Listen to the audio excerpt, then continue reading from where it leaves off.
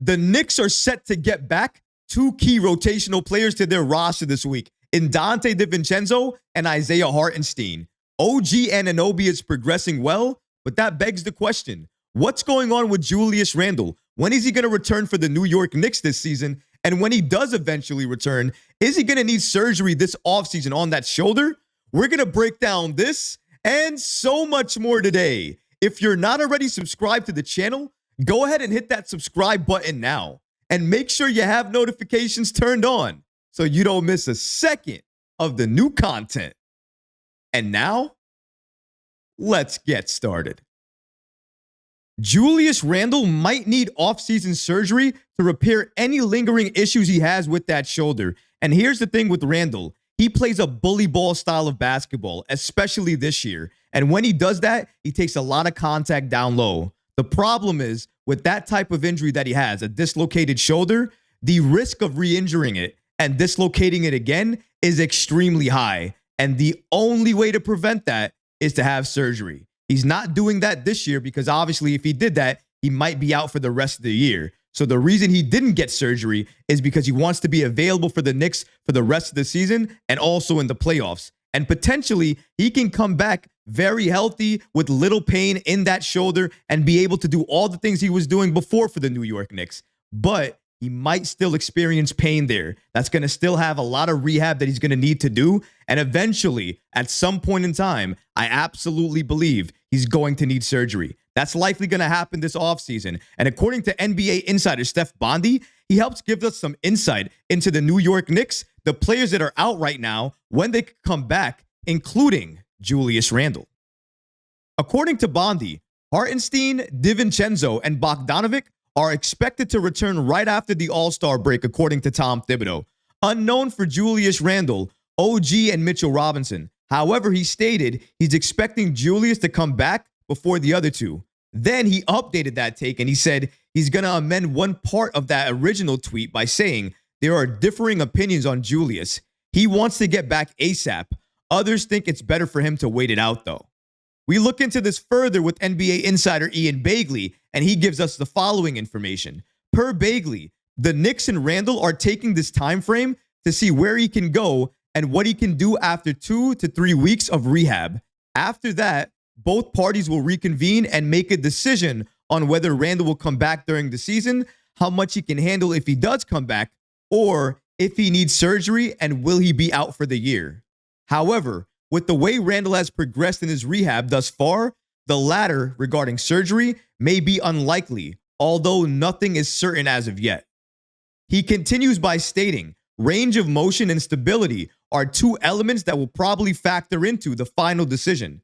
Dr. Neil Roth, a veteran orthopedic surgeon who specializes in shoulder and knee care, sees a pathway for Randle to get back on the court during the regular season. If he is stable in his range and doesn't have instability symptoms, he can resume normal activities, said Roth, who is the founder and director of the New York Sports Medicine Institute.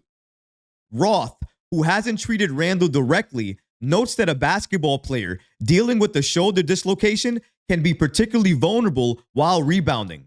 That's something worth keeping in mind as the Knicks and Randle move forward. Randle has been a key to New York's successful rebounding this season. And that's exactly what I wanted to mention. Julius Randle, always good on the boards for the New York Knicks, bullying down low, trying to draw contact, making sure he takes contact, goes to the rim, goes to the free throw line. When he's running down low or he's running up court, he is a freight train, trying to take contact, sparing his way in down low, and still trying to make the bucket. What I'm trying to say is, Julius Randle, his style of play, him playing that way, and given what the doctors are saying here, if he continues to play that way, he could be at risk for injuring that shoulder again and dislocating it again. So the Knicks and Julius Randle are going to have to be very careful for him returning when he returns, but not only that, what he can do after he returns. Because I don't know if he's going to be able to do the rebounding that he was doing before and taking the same type of contact that he was doing before. Because if he does, he might be out again for a significant amount of time. And if you're the New York Knicks, I don't know if you can risk that. And all of that is going to be factors playing into when he returns for the New York Knicks. According to Dr. Roth, if Randle returns to the court this season and has surgery in the offseason. He could be back to work in late fall. The Knicks obviously would benefit greatly if Randle returns during the season. And there you have it. And in my opinion, that's exactly the route Randle's going to go. Right now, Randle's going to avoid surgery. He's going to try to rehab as aggressively as possible and make sure he returns on court for the New York Knicks as healthy as he can possibly be, playing his style of game, making sure this Knicks team gets better while he's playing for them, because he's not going to want to return and make them worse. Let's get that right. But here's the problem with this entire thing, and we just heard about it. Julius Randle likes to follow an off-season routine. He normally has that. He likes to train. He likes to play pickup ball. He has a couple of things he likes to do. Last year, he couldn't do that because of the ankle surgery. And now it seems this offseason, he's going to have the same issue again because now he seems like he's going to have shoulder surgery. If he has that, according to Dr. Roth, who we just heard from, he's likely going to miss the entire offseason and come back in the fall, probably for training camp. Same thing that happened this past offseason. And if that's the case, we kind of know what's going to happen. Slow start to the season again before he picks it up and becomes an all-star again. So it seems like that's the type of trajectory he's on. But at least as of right now, for Julius Randle, it seems like he's on pace to be rehabbing properly and to be coming back for the New York Knicks very, very soon. It seems like he's hitting all of his milestones, according to Tom Thibodeau. And if he's going to come back this season, it's likely meaning that he's going to rehab the right way to avoid surgery just so he can come back to help the Knicks in their playoff run. That's why he's doing this. But then, come this offseason, he is absolutely going to be scheduled for surgery to make sure that shoulder is not a problem moving forward and it doesn't get dislocated moving forward as well, too. That's the main reason he's going to have the surgery. But here's something to think about now. Last year in the playoffs, everybody was saying about Julius Randle, he didn't show up. He wasn't there because of the ankle. What are they going to say now? Are they going to blame his shoulder? Are they not going to give him credit for it? Are they going to cause issues about it? Are they going to go on social media, on the timeline, everywhere you can think of, and start dogging Julius Randle because he's not playing up to par? It's going to be very interesting to see how the fan base treats him and how he progresses throughout the season for the Knicks. Is he going to play the same type of basketball, bully ball? Is he going to settle for more threes? Is he going to take contact the same way? All of these things are question marks right now for Julius Randle. And the thing is, when you're playing with an injury like that, a dislocation in your shoulder, and you know at any time, if you take the wrong contact, it could get dislocated again, it might make you hesitate in some of the moves you normally make. And if that's going to happen to Julius Randle, is he going to be the same effective Julius Randle, the same impactful Julius Randle that he was for us before the injury? I think that's something to consider and something we're going to have to discuss and talk about. Because for me, if I'm not going to get that same type of bully ball Randle that I had in the beginning of the season, I'm a little bit scared. I can't lie, because that Randle was very impactful. He was drawing 2-3 defenders and being able to find other players around the wing, find other players around the perimeter, finding Jalen Brunson, whoever the player may be, he was able to find them because he was absolutely reading what the defenses gave him, and he was taking contact at the same time. If he hesitates while doing that, will he hesitate to pass? Will he hesitate to do all of these other things? That's the concern I have right now with Julius Randle and him coming back. But here's the good news. The good news is he absolutely wants to come back. Steph Bondy, the NBA Insider that we heard from at the top of the show, said the following, if you missed it.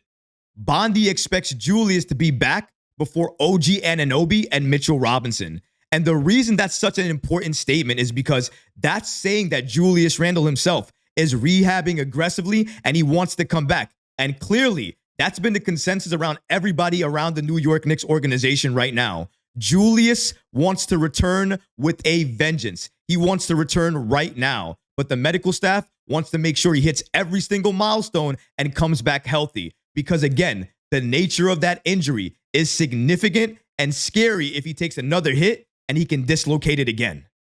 Randle's initial time frame has him getting reevaluated basically this week. I assume he's going to take on-court activities in terms of basketball activities, maybe some practice. I'm not saying he's going to be doing one-on-one anytime soon, but he's definitely going to be getting some practice in and getting some shooting done if he's not already doing that already. Sooner or later, after he hits all of those milestones, gets done with full court practice, he will return with the New York Knicks. I anticipate Julius Randle returning early March. OG Anunoby, maybe mid to late March. And if Mitchell Robinson even returns this season, he'll probably return at the end of this regular season going into the playoffs. The playoffs is where I think you're really going to see Mitchell Robinson come back, shine, and have an impact. But the good news here from Bondy is that help is coming. Hartenstein, Dante DiVincenzo, and Bojan Bogdanovic, they're all set to return for the New York Knicks on Thursday. And that is music to my ears because honestly, guys, the Knicks need that help. We absolutely do. We cannot keep getting injured, missing a number of key players, and think to ourselves, we might have a chance. We're always going to have that puncher's chance, but I can't bank on that. I can't keep hoping for that. The Knicks need to get healthy, get our players back, get our depth back, so that way we can be exactly what we were when we were healthy before. One of the most deepest, dangerous teams in the entire NBA. It's only a matter of time before we take that title back. And all it takes is for the New York Knicks to get healthy. Once we get OG back, once we get Julius back, once we get Mitchell Robinson back, and we are playing with a full house again, watch out, league. Watch out, NBA, because the Knicks are here. We're ready to stay, and we're ready to be a contender, not only for this year, but for many years to come. But what about you guys? What do you think about Julius Randle, his injury, and potentially him needing off-season surgery on that shoulder? Let me know in the comments below, guys, because honestly, I would love to hear from you. But that's going to do it for this episode. I hope you enjoyed it, and if you did, go ahead and smash that like button, leave a comment below, and of course, guys, please subscribe to the channel. Until next time, Knicks fans. Peace.